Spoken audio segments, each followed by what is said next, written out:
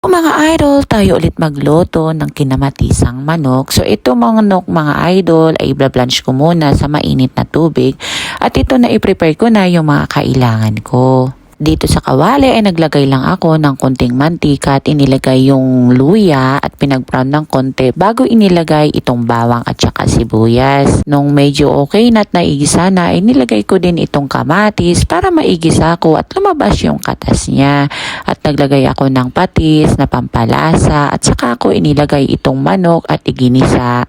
Dahan-dahan ko ito niluto at iginisa para ma-absorb yung rekado na iginisa ko kanina.